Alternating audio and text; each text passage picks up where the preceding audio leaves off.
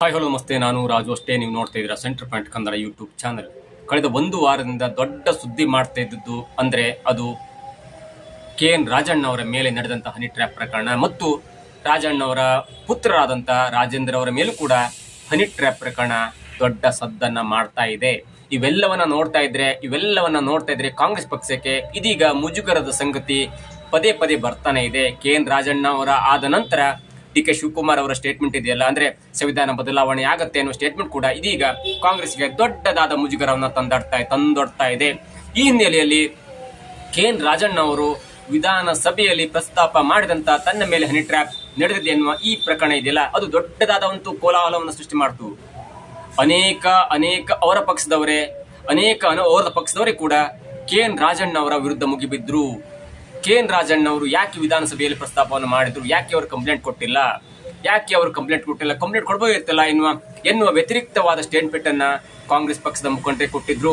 ಒಂದು ಹೆಜ್ಜೆ ಮುಂದೆ ಹೋಗಿ DK ಶಿವಕುಮಾರ್ ಅವರು ಕೂಡ ಯಾಕೆ ಇನ್ನೂ ತನಕ ರಾಜಣ್ಣ ಅವರು ಕಂಪ್ಲೇಂಟ್ ಕೊಟ್ಟಿಲ್ಲ, ಮಧುಗಿರಲ್ಲಿ ಆಗಿದೆ ಅಂತ ಹೇಳ್ತಾರೆ, ತುಮಕೂರಲ್ಲಿ ಆಗಿದೆ ಅಂತ ಹೇಳ್ತಾರೆ, ಜೊತೆಗೆ ಬೆಂಗಳೂರಿನ ನಿವಾಸದಲ್ಲೂ ಕೂಡ ಈ ಹನಿ ಟ್ರ್ಯಾಪ್ ಅಟೆಂಪ್ಟ್ ಆಗಿದೆ ಎನ್ನುವ ರೀತಿಯಲ್ಲಿ ಮಾತನಾಡುವಂತ KN ರಾಜಣ್ಣನವರು ಯಾಕೆ ಕಂಪ್ಲೇಂಟ್ ಅನ್ನ ಅಥವಾ ದೂರನ್ನ ದಾಖಲು ಮಾಡಿಲ್ಲ ಎನ್ನುವ ಒಂದು ನೇರವಾದ ಟಾಂಗ್ ಅನ್ನ DK ಶಿವಕುಮಾರ್ ಅವರು KN ರಾಜಣ್ಣ ಅವರ ವಿರುದ್ಧ ಕೊಟ್ಟಿದ್ರು. ಇವೆಲ್ಲವನ್ನ ನೋಡ್ತಾ ಇದ್ರೆ ನೋಡಿ ಏನಾಗತ್ತಂದ್ರೆ, KN ರಾಜಣ್ಣ ಅವರ ವಿರುದ್ಧ ಅಥವಾ KN ರಾಜಣ್ಣನವರ ಮೇಲೆ ಹನಿ ಟ್ರ್ಯಾಪ್ ಪ್ರಕರಣ ನಡೆದಿದೆ ಎನ್ನುವುದು ಸತ್ಯವಾದ್ರೆ ಅಥವಾ ಅವರ ಫೂಟೇಜ್ ಇತ್ತಂದ್ರೆ, ಸಾಕ್ಷಿ ಇತ್ತಂದ್ರೆ ಅವ್ರು ದೂರ ಕೊಡಬಹುದಿತ್ತು. ಅಥವಾ ಮುಖ್ಯಮಂತ್ರಿ ಅವರನ್ನ ಮೀಟ್ ಮಾಡಿ ಎಲ್ಲಾ ಸವಿಸ್ತಾರವಾದ ಚರ್ಚೆ ಮಾಡಿ ಏನಾದ್ರೂ ಒಂದು ಪಕ್ಷದ ಹೈಕಮಾಂಡ್ಗೆ ದೂರನ್ನು ಸಲ್ಲಿಸಿ ಏನಾದ್ರೂ ಒಂದು ಪ್ರಕರಣಕ್ಕೆ ಒಂದು ಇತಿಹಾಸನ ಹಾಡಬಹುದಿತ್ತು. ಅಥವಾ ಯಾರು ಈ ಹನಿ ಟ್ರ್ಯಾಪ್ ಈ ಹನಿ ಟ್ರ್ಯಾಪ್ ಪ್ರಕರಣಕ್ಕೆ ಯಾರು ಕಾರಣರಾಗಿದಾರಲ್ಲ ಅವರನ್ನ ಪಕ್ಷದಿಂದ ಹೊರ ಹಾಕುವಂತೆ ಮತ್ತು ಅವರನ್ನ ಪಕ್ಷದಿಂದ ಉಚ್ಚಾಟನೆ ಮಾಡುವಂತೆ ಅಥವಾ ಅವರ ಪಕ್ಷದಿಂದ ದೊಡ್ಡ ಸ್ಥಾನದಿಂದ ಕೆಳಗಿಳಿಸುವಂತೆ ಮನವಿಯನ್ನು ಕೂಡ ಮಾಡಬಹುದಿತ್ತು. ಆದ್ರೆ ಅದ್ಯಾವುದಕ್ಕೂ ಕೂಡ ರಾಜಣ್ಣನವರು ಮುಂದಾಗಲೇ ಇಲ್ಲ. ವಿಧಾನಸಭೆಯ ಅಧಿವೇಶನ ನಡೆಯುವಾಗ ಯತ್ನಾಳ್ ಅವರ ಹತ್ರ ಹೇಳಿಸಿ ತಮ್ಮ ಪಕ್ಷದ ಮರ್ಯಾದೆಯನ್ನೇ 3 ಕಾಸಿಗೆ ಹರಾಜು ಹಾಕಿದಂತ ಯಾರಿಗಾದ್ರೂ ಕೀರ್ತಿ ಇದೆ ಅಂದ್ರೆ ಅದು ರಾಜಣ್ಣನವರಿಗೆ ಸಲ್ಲತ್ತೆ. ನೋಡಿ, ಹನಿ ಟ್ರ್ಯಾಪ್ ಪ್ರಕರಣ ನಡೆದಿದ್ದು ರಾಜಣ್ಣನವರ ಮೇಲೆ, ಹನಿ ಟ್ರ್ಯಾಪ್ ಪ್ರಕರಣ ನಡೆದಿದ್ದು ರಾಜೇಂದ್ರ ಅವರ ಮೇಲೆ. ಈ ವಿಷಯ ಇಬ್ಬರಿಗೆ ಬಿಟ್ಟು ಹೇಗೆ ಬಿಜೆಪಿಗೆ ಗೊತ್ತಾಗುತ್ತೆ? ಬಿಜೆಪಿ ಅದನ್ನ ಪ್ರಸ್ತಾಪ ಮಾಡುತ್ತೆ, ವಿಧಾನಸಭೆ ಅಧಿವೇಶನದಲ್ಲಿ ಪ್ರಸ್ತಾಪ ಮಾಡುತ್ತೆ. ಆ ಪ್ರಸ್ತಾಪ ಮಾಡೋಕ್ಕಿಂತ ಮೊದಲು ಯತ್ನಾಳ್ ಅವರಿಗೊಂದು ಚೀಟಿ ಹೋಗುತ್ತೆ ಕಾಂಗ್ರೆಸ್ ಪಕ್ಷದ ಕಡೆಯಿಂದ. ಇವೆಲ್ಲವನ್ನ ನೋಡ್ತಾ ಇದ್ರೆ ಯತ್ನಾಳ್ ಅವರ ಕಡೆಯಿಂದ ಹೇಳಿಸಿದ ಈ ವಿಷಯ ಇದೆಯಲ್ಲ, ಅದು ಅಷ್ಟಕ್ಕೆ ನಿಲ್ಲತ್ತೆ. ದೂರು ಕೊಡೋಕೆ ಹೋಗುವಂತ ಯಾವುದೇ ಸನ್ನಿವೇಶ ಇಲ್ಲಿ ಹುಟ್ಕೊಳ್ಳೋದೇ ಇಲ್ಲ. ಯಾಕಂದ್ರೆ KN ರಾಜಣ್ಣವರ ಈ ಮಾಸ್ಟರ್ ಪ್ಲಾನ್ ಇದೆಯಲ್ಲ, ಮಾಸ್ಟರ್ ಸ್ಟ್ರೋಕ್ ಇದೆಯಲ್ಲ, ಅದು ಇದೀಗ ಕೈಗೊಂಡಿದೆ ಅಥವಾ ಇದೀಗ ಪೂರ್ಣಗೊಂಡಿದೆ. ಹನಿ ಟ್ರ್ಯಾಪ್ ಪ್ರಕರಣ ನಡೆದಿದೆ, ಅದು ಸತ್ಯ. KN ರಾಜಣ್ಣವರ ಹನಿ ಟ್ರ್ಯಾಪ್ ಅಡ್ಡಕ್ಕೆ ಕೆಡಗಬೇಕಿತ್ತು ಎನ್ನುವ ಈ ಪ್ಲಾನ್ ಇತ್ತಲ್ಲ, ಅಂದ್ರೆ ಆ ಮುಖಂಡನ ಪ್ಲಾನ್ ಇತ್ತಲ್ಲ, ಅದು ಕೂಡ ಸತ್ಯ. KN ರಾಜಣ್ಣನವರ ಮಗನ ಮೇಲೆ ಹನಿ ಟ್ರ್ಯಾಪ್ ನಡೆದಿದೆ, ಅದು ಸತ್ಯ. ಹನಿ ಟ್ರ್ಯಾಪ್ ಪ್ರಕರಣದ ನಂತರ ಕೆಲವೊಂದು ವಿಡಿಯೋಗಳು ಡಿಲೀಟ್ ಆಗಿದೆ, ಅದು ಸತ್ಯ. ಇವೆಲ್ಲವೂ ಕೂಡ 3 ತಿಂಗಳ ಹಿಂದೆ ನಡೆದರೂ ಕೂಡ KN ರಾಜಣ್ಣನವರು ಯಾವುದೇ ಕಾರಣಕ್ಕೂ ಕಂಪ್ಲೇಂಟ್ ಕೊಡುವಂತ ಒಂದು ಪ್ರಯತ್ನಕ್ಕೆ ಕೈ ಹಾಕಲೇ ಇಲ್ಲ. ಜೊತೆಗೆ ಅವರು ಮಾಡಿದಂತ ಮಾಸ್ಟರ್ ಪ್ಲಾನ್ ಇದೆಯಲ್ಲ, CM ಆಪ್ತ ಬಣದಲ್ಲಿ ಗುರುತಿಸಿಕೊಂಡಿರುವಂತ KN ರಾಜಣ್ಣನವರ ಪುತ್ರ Satish Jarkiholi, MP Patil, doctor G Parameshwar, doctor HC Mahadevappa, ಹೀಗೆ ಅನೇಕರು ಜೊತೆಗೂಡಿ ಸಿದ್ದರಾಮಯ್ಯನವರೇ 2028 ತನಕ CM ಆಗಿ ಮುಂದುವರಿಯಬೇಕು ಎನ್ನುವ ರೀತಿಯಲ್ಲಿ ಕೊಟ್ಟಂತ ನೈತಿಕ ಬೆಂಬಲ ಇದೆಯಲ್ಲ, ಆ ನೈತಿಕ ಬೆಂಬಲಕ್ಕೆ ತಿರುಗು ಬಾಣವಾಗುವಂತೆ ಕೆಲವೊಬ್ಬರು ನಾಯಕರು KN ರಾಜಣ್ಣನವರ ವಿರುದ್ಧ ಮುಗಿಬಿದ್ದಿದ್ರು. KN ರಾಜಣ್ಣನವರನ್ನ ಪಕ್ಷದಿಂದ ದೂರ ಇಡಬೇಕು, KN ರಾಜಣ್ಣನವರ ಸಚಿವ ಸ್ಥಾನಕ್ಕೆ ರಾಜೀನಾಮೆ ಕೊಡಬೇಕು, KN ರಾಜಣ್ಣನವರಿಗೆ ಪಕ್ಷದಲ್ಲಿ ದೊಡ್ಡ ಹುದ್ದೆಯನ್ನು ಕೊಡಬಾರದು ಎನ್ನುವ ದೃಷ್ಟಿಯಲ್ಲಿ ದೊಡ್ಡ ಕುತಂತ್ರವನ್ನ ಹಣಿತಾನೆ ಇದ್ರು. ಜೊತೆಗೆ ಹೈಕಮಾಂಡ್ ಹೇಳಿದ್ರು ಕೂಡ KN ರಾಜಣ್ಣನವರು ಪಕ್ಷದ ವಿರೋಧ ಚಟುವಟಿಕೆಯನ್ನು ಮಾಡ್ತಾ ಇದ್ದಾರೆ, ಪಕ್ಷದ ವಿರೋಧವಾಗಿ ಸ್ಟೇಟ್ಮೆಂಟ್ ಅನ್ನು ಕೊಡ್ತಾ ಇದ್ದಾರೆ ಎನ್ನುವ ನಿಟ್ಟಿನಲ್ಲಿ ಹೈಕಮಾಂಡ್ಗೆ ದೂರ ಕೂಡ ಕೊಟ್ಟಾಗಿತ್ತು ಕರ್ನಾಟಕ ರಾಜ್ಯ ಕಾಂಗ್ರೆಸ್ ಘಟಕ. ಇವೆಲ್ಲವನ್ನ ಕಾದು ಕುಳಿತಂತಿರುವ KN ರಾಜಣ್ಣನವರು ತಿರುಗೇಟು ಕೊಡ್ಲಿಕ್ಕೆ ದೊಡ್ಡ ಪ್ಲಾನ್ ಅನ್ನು ಹಾಕೊಂಡಿದ್ರು.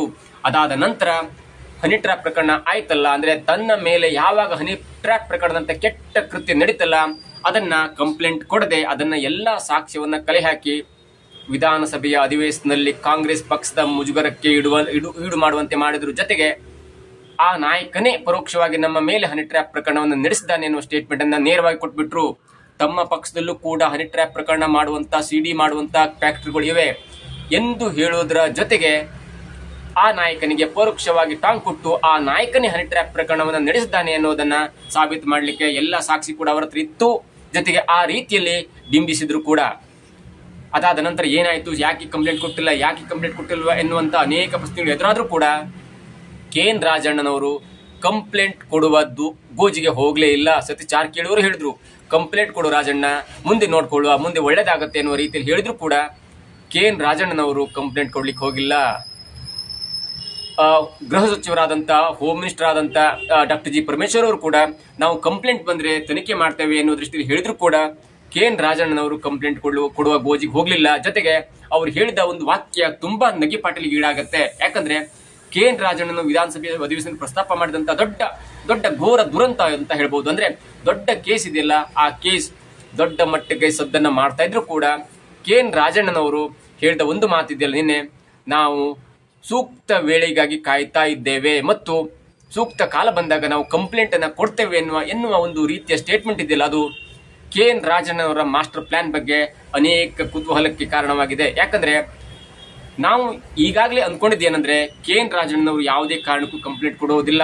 ಯಾಕಂದ್ರೆ KN ರಾಜಣ್ಣನವರು ಏನು ಅಂದ್ಕೊಂಡಿದ್ರಲ್ಲ, ಯಾವ ನಾಯಕನ ಮೇಲೆ ಈ ಗೂಬೆ ಕೂರಿಸಬೇಕಿತ್ತಲ್ಲ, ಹನಿ ಟ್ರ್ಯಾಪ್ ಪ್ರಕರಣದ ಗೂಬೆ ಕೂರಿಸಬೇಕಿತ್ತಲ್ಲ, ಅದು ಈಗಾಗಲೇ ಕೂರಿಸಾಗಿದೆ.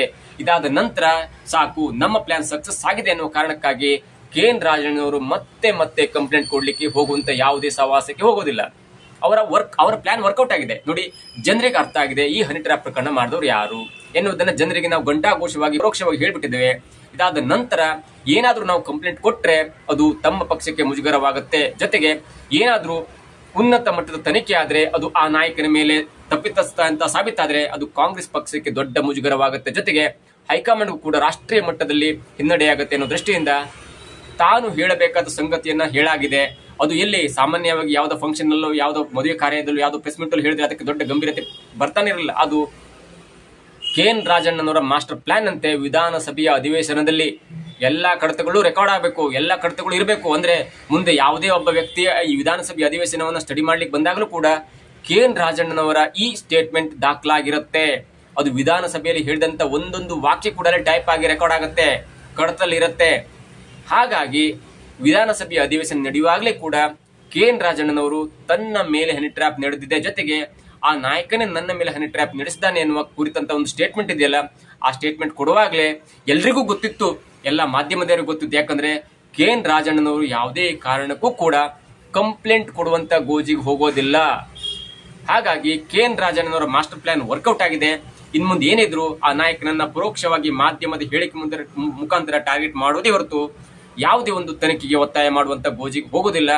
ಹಾಗಾಗಿ ಇದೀಗ KN ರಾಜಣ್ಣನವರು ಈ ಮಾಧ್ಯಮ ಮಿತ್ರರು ಕೇಳಿದಂತ ಪ್ರಶ್ನೆ ಇದೆಯಲ್ಲ, ಯಾವಾಗ ಕಂಪ್ಲೇಂಟ್ ಕೊಡ್ತೀರಿ, ಯಾವಾಗ ದೂರ ದಾಖಲಿಸ್ತೀರಿ ಎನ್ನುವ ಪದೇ ಪ್ರಶ್ನೆ ಎದುರಾಗದಾಗೂ ಕೂಡ ನಾವು ದೂರನ್ನ ದಾಖಲು ಮಾಡೋಕೆ ನಾವು ಟೈಮ್ಗಾಗಿ ಕಾಯ್ತಾ ಇದ್ದೇವೆ. ಸೂಕ್ತ ಟೈಮ್ ಬಂದಾಗ ನಾವು ದೂರನ್ನ ಕೊಡ್ತೇವೆ ಎನ್ನುವ ಒಂದು ಹಾರೈಕೆ ಉತ್ತರವನ್ನ ಕೊಟ್ಟು ಹಾಗೆ ಅವರು ಹೋಗ್ತಾ ಇದ್ದಾರೆ. ಇವೆಲ್ಲವನ್ನ ನೋಡ್ತಾ ಇದ್ರೆ KN ರಾಜಣ್ಣನವರು ಕೊಟ್ಟಂತ ಸ್ಟೇಟ್ಮೆಂಟ್ ದಿನದಿಂದ ನಮ್ಗೆ ಅನ್ಸಿದ್ ಒಂದೇ, KN ರಾಜಣ್ಣನವರ ಮಾಸ್ಟರ್ ಪ್ಲಾನ್ ವರ್ಕೌಟ್ ಆಗಿದೆ ಮತ್ತು ಯಾರನ್ನ ಅವರು ಪರೋಕ್ಷವಾಗಿ ಟಾರ್ಗೆಟ್ ಮಾಡಬೇಕಾಗಿತ್ತಲ್ಲ ಅದನ್ನು ಟಾರ್ಗೆಟ್ ಮಾಡಾಗಿದೆ. ಜೊತೆಗೆ ಆ ಮುಖಂಡನಿಗೂ ಕೂಡ ಇದೀಗ ಒಂದರಂತೆ ಹಿನ್ನಡೆ ಆಗ್ತಾ ಇರೋದ್ರಿಂದ ಸಾಕು, ಈ ದಿನಕ್ಕೆ ಇಷ್ಟು ಸಾಕಪ್ಪ, ಮುಂದೆ ಏನಾದ್ರೂ ಮತ್ತೆ ಮೈ ಕೊಡವಿ ನಿಂತ್ರೆ ಮತ್ತೆ ಯಾವ್ದಾದ್ರು ಪ್ಲಾನ್ ಹಾಕುವ ಎನ್ನುವ ದೃಷ್ಟಿಯಲ್ಲಿ KN ರಾಜಣ್ಣನವರು ಇದೀಗ ಸಂತೋಷಗೊಂಡು ಅಥವಾ ಅವರ ಪ್ಲಾನ್ ವರ್ಕೌಟ್ ಆಗಿದೆ ಎನ್ನುವ ರೀತಿಯಲ್ಲಿ ಯಾವುದೇ ಕಂಪ್ಲೇಂಟ್ ಕೊಡ್ಲಿಕ್ಕೆ ಹೋಗುದಿಲ್ಲ ಎನ್ನುವುದು ಇದೀಗ ನಮಗೆ ಸಿಕ್ಕಂತ ಮಾಹಿತಿಯಾಗಿದೆ. ಜೊತೆಗೆ ಹೈಕಮಾಂಡ್ ಕೂಡ ಯಾವುದೇ ತನಿಖೆಗೆ ಯಾವುದೇ ದೂರನ್ನ ದಾಖಲು ಮಾಡದಿರುವಂತೆ KN ರಾಜಣ್ಣನವರಿಗೆ ಕೂಡ ತಾಕೀತು ಮಾಡಿದೆ ಎನ್ನುವುದು ಇದೀಗ ಸಿಕ್ಕಂತ ಮಾಹಿತಿಯಾಗಿದೆ. ಇದಾಗಿತ್ತು ಇವತ್ತಿನ ವಿಶೇಷ. ನೋಡ್ತಾ ಇರಿ centre point Kannada YouTube channel.